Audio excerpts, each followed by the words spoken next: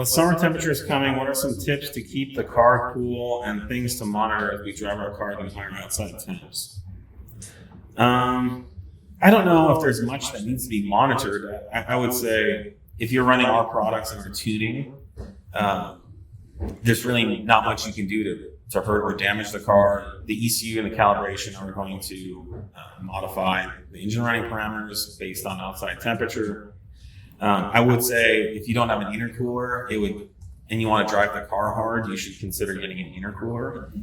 If you don't, you'll just see massive power reductions the hotter it is. And again, this is just it's physics.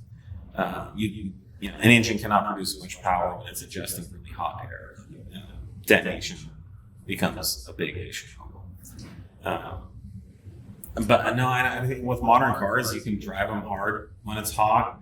If the car goes a limb mode or something, be mindful of that and try to get to the bottom of it. But it really should. Yeah, we do most of the legwork for you guys on this, or really all the legwork for you guys in software development, so that you don't really need to have this concern. As temperatures rise, the ECU will scale back various things to ensure that it's running safely and clean. So what was the temp on Friday? It was 105 degrees. So we just got back from a track day on Friday where we were driving all of our flat out product development vehicles, flat out as hard as we can, in 105 degree ambient temperatures, which many of you probably will never see. Hopefully, and that's part of our development and testing and validation.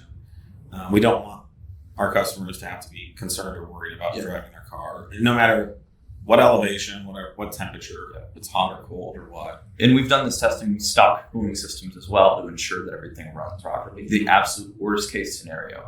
We do, yeah. We put the SQ5 on track in a 95 degree day with stock cooling. The thing weighs 4,500 pounds. Mm-hmm.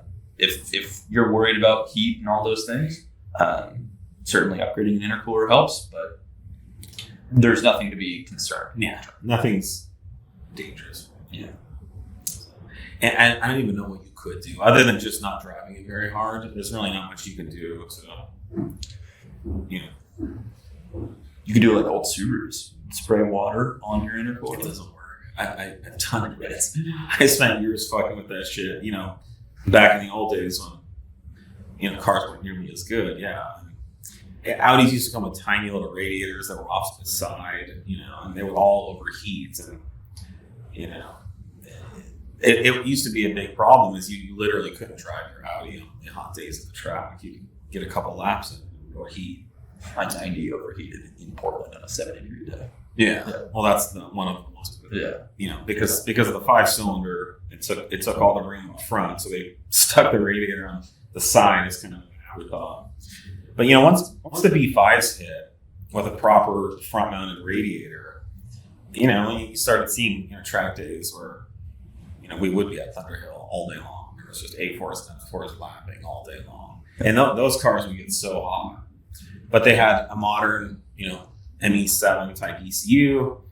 And the ECU did a good job of dealing with the heat. It could bring down boost temperatures. Certainly things would get hot. And those cars were not nearly as reliable as the B9s. So like a B9 S4 or S5, whole nother level of reliability. And they have so much more cooling system capacity than they used to. Right.